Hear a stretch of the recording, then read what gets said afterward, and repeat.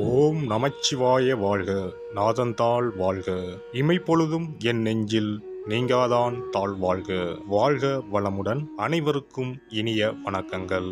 சூரியன் மகரம் ராசியில் சஞ்சரிப்பது தை மாதம் என்று அழைக்கப்படுகிறது. இதனை மகர மாதம் என்றும் அழைப்பார்கள்.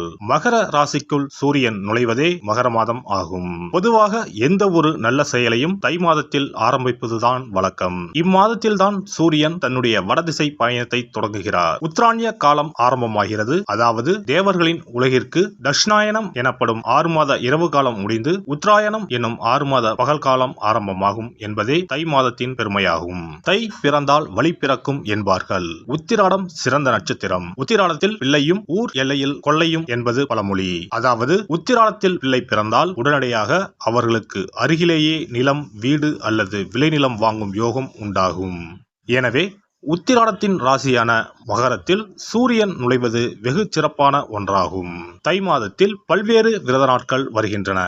அவை தை வெள்ளி, தை அமாவாசை, தைப்பூசம், ரத சப்தமி, பீஷ்ம அஷ்டமி என பல்வேறு சிறப்பு வாய்ந்த நாட்கள் தை மாதத்தில் வருகின்றன. பல்வேறு சிறப்புகள் கொண்ட இந்த சீர்மிகு தை மாதத்தில் உங்கள் ராசிக்கான பலன்கள் என்ன என்பதனை அறிந்து கொள்வோம். தை மாத கிரக நிலைகளை பார்க்கும்போது சுக்கிர பகவான் விருச்சிகம், தனுசு, மகர ராசியில் பயணம் செய்கிறார். புதன் மற்றும் செவ்வாய் பகவான் தனுசு மற்றும் மகர ராசியில் சஞ்சாரம் செய்கின்றனர். சூரிய பகவான் மகர ராசியில் 29 நாட்கள் சஞ்சாரம் செய்கிறார். கும்ப ராசியில் சனி பகவானும், மேச ராசியில் குருவும், மீன ராசியில் ராகுவும், கன்னி ராசியில் கேது பகவானும் பயணம் செய்கின்றனர். சந்திர பகவான் சதயம் நட்சத்திரம் 4ஆம் பாதம் கும்ப ராசியில் இருப்பதன் மூலம் இந்த சீர்மிகு தை மாதம் ஆரம்பம் ஆகிறது.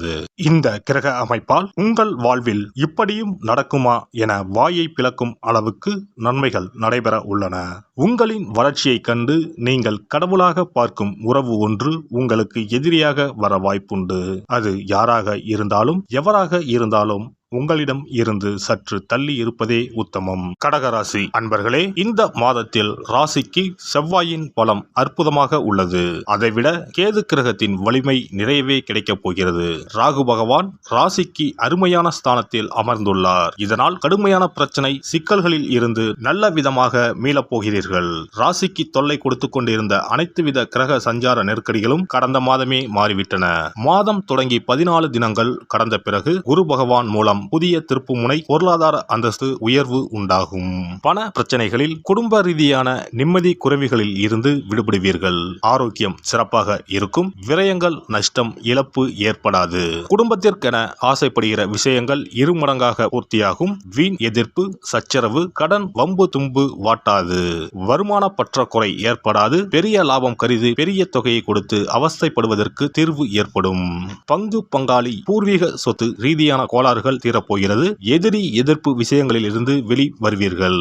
இளம் இருபாலாருக்கும் மாதம் தொடங்கி 19 தினங்கள் கடந்த பிறகு திருமண கனவு பூர்த்தியாகும். புனர்பூசம் நட்சத்திரம் இளம் தம்பதியர்களுக்கு 3வது வாரத்தில் புத்திர பாக்கிய யோகம் உண்டு. தொழில், நிர்வாகம், வியாபாரம் 2வது வாரம் தொட்டு லாபத்துடன் மேன்மையாக நகரும். இம்மாதம் ஞாயிறு, செவ்வாய், வெள்ளிக்கிழமைகளில் பண வரவுகள் கைகளில் புழங்கும். 3வது வாரத்தில் இல்லத்திற்கான புதிய பொன் பொருள் சேர்க்கை, வாகன விருத்தி, சொத்து பத்து மேன்மைகள் உண்டு. இம்மாதம் 1ஆம் தேதி, 4ஆம் தேதி, 7ஆம் தேதி மற்றும் 8, 12, 21, 27, 29வது தினங்களில் உயர்வுகளையும் வசதி வாய்ப்புகளையும் அடைவீர்கள். பெண்களுக்கு பெண்கள் குடும்ப உறுப்பினர்களிடம் விட்டு கொடுத்து செல்வது நல்லது. கணவன் மனைவிக்கு இடையே சிறு சிறு விவாதங்கள் தோன்றி மறையும். எதிர்பாராத சில செலவுகளின் மூலம் கையிருப்புகள் குறையும். உடன் பிறந்தவர்களை பற்றிய புதிய கண்ணோட்டம் ஏற்படும். உறவினர்கள் வழியில் சிறு சிறு விவாதங்கள் தோன்றி மறையும். பழைய கடன் சார்ந்த பிரச்சனைகளை குறைப்பீர்கள். இழுபறியான வழக்குகளில் எதிர்பார்த்த முடிவுகள் கிடைக்கும். மாணவர்களுக்கு கல்வியில் இருந்து வந்த ஆர்வமின்மை குறையும். ஆசிரியர்களின் ஆலோசனைகளும் வழிகாட்டுதலும் புதிய நம்பிக்கையை உருவாக்கும். மறதி தொடர்பான பிரச்சனைகள் படிப்படியாக விலகும். உயர்கல்வி குறித்த தெளிவுகள் பிறக்கும். உத்தியோகஸ்தர்களுக்கு உத்தியோக பணிகளில் இருந்து வந்த மறைமுக எதிர்ப்புகள் விலகும். சாதுரியமான பேச்சுக்களின் மூலம் திறமைகளை வெளிப்படுத்துவீர்கள். புதிய பணி நிமித்தமான எண்ணங்கள் கைகூடும். எழுத்து தொடர்பான பணிகளில் இருப்பவர்களுக்கு சாதகமான சூழ்நிலைகள் அமையும். ஆனால் உழைப்பிற்கு உண்டான பலன்கள் தாமதமாக கிடைக்கும். வியாபாரிகளுக்கு வியாபாரத்தில் புதிய வாய்ப்புகள் கிடைக்கும். போட்டிகள் அதிகரிக்கும். வியாபார ஸ்தலங்களை மாற்றி அமைப்பதற்கான சூழ்நிலைகள் உருவாகும். அயல்நாடு தொடர்பான வர்த்தகத்தில் கவனம் வேண்டும். கூட்டு வியாபாரத்தில் அனுசரித்து நடந்து கொள்ளவும். மருத்துவம் தொடர்பான துறைகளில் முன்னேற்றம் ஏற்படும். இரும்பு மற்றும் கட்டிட உதிரி பாகங்களின் மூலம் லாபம் அதிகரிக்கும். பொருட்களின் தரங்களையும் வாடிக்கையாளர்களின் எண்ணங்களையும் அறிந்து செயல்படுவது நல்லது. கலைஞர்களுக்கு கலை சார்ந்த துறைகளில் இருப்பவர்களுக்கு முன்னேற்றமான வாய்ப்புகள் ஏற்படும். சிறு வாய்ப்பாக இருந்தாலும் அலட்சியமின்றி செயல்படுவது எதிர்காலத்திற்கு நன்மையை ஏற்படுத்தும். மாற்றத்திற்கு ஏற்ப திறமைகளை வளர்த்துக் கொள்வதன் மூலம் வாய்ப்புகள் சாதகமாக அமையும். வெளி வட்டாரத்தில் நன்மதிப்பும் பாராட்டும் கிடைக்கப் பெறுவீர்கள். அரசியல்வாதிகள் எந்த ஒரு செயலிலும் நிதானத்தை கடைபிடிப்பது நல்லது. பொதுமக்களிடத்தில் மதிப்புகள் அதிகரிக்கும். கட்சியில் எதிர்பார்த்து இருந்த உயர் பொறுப்புகள் சிலருக்கு சாதகமாக அமையும். வெளி வட்டாரத்தில் செல்வாக்கு அதிகரிக்கும். நிலையான வளர்ச்சிகள் ஏற்படுவதற்கான வாய்ப்புகள் அமையும். சனிக்கிழமை தோறும் ஆஞ்சநேயரை வழிபாடு செய்து வர வாழ்க்கையில் மாற்றமும் முன்னேற்றமும் உண்டாகும்.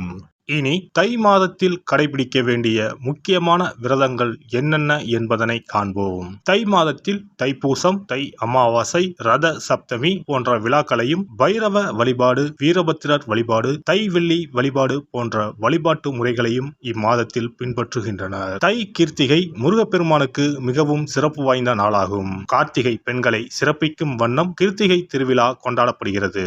ஆண்டுக்கு 3 கார்த்திகை தினங்கள் மிக முக்கியத்துவம் பெறும். அவை தை மாதம் வரும் தை கிருத்திகை, கார்த்திகை மாதம் வரும் பெரிய கிருத்திகை மற்றும் ஆடி மாதத்தில் வரும் ஆடி கிருத்திகை.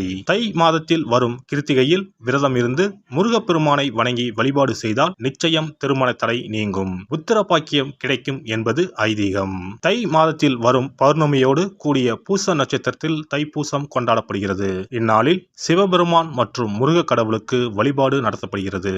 உமையம்மை வேலவனுக்கு சக்தி வேலை வழங்கிய நாள் தைப்பூசம் என்றும் கருதப்பட்டு வழிபாடு மேற்கொள்ளப்படுகிறது.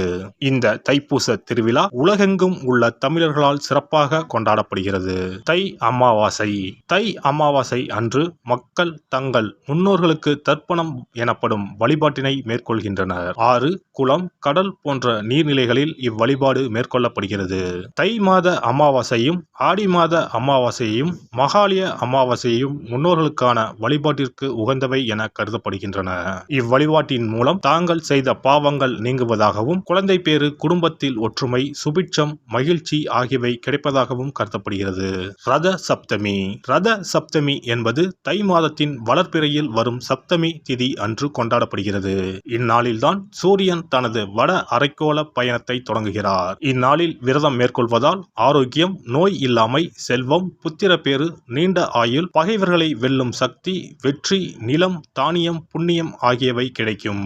மேலும் மனக்கவலை, வியாதி ஆகியவற்றை நீக்கும். வழியில்லாமல் தவிக்கும் போது வழிகாட்டும் இந்த ரத சப்தமி.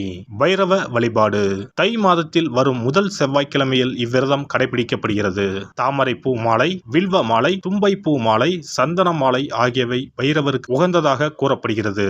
வாசனை பூக்களில் மல்லிகை பூவை தவிர்த்து மற்ற அனைத்து பூக்களும் பைரவருக்கு சமர்ப்பிக்கப்படுகின்றன.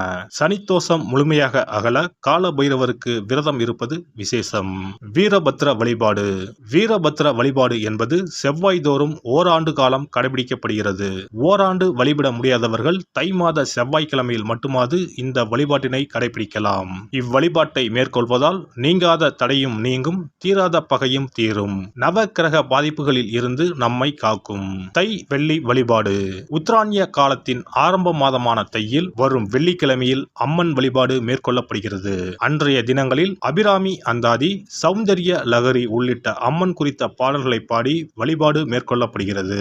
தை மாதத்தில் வரும் திருவிழாக்களை கொண்டாடி வழிபாட்டு முறைகளை பின்பற்றி இறையருள் கிடைக்கப்பெற்று வளமான வாழ்வு வாழ்வோம். எல்லாம் வல்ல இறையருளால் நீங்களும் உங்கள் அன்பு குடும்பமும் உடல் நலம், நீலாயுள், நிறை செல்வம், உயர் புகழ், மெய்ஞானம் ஓங்கி வாழ்க வளமுடன்.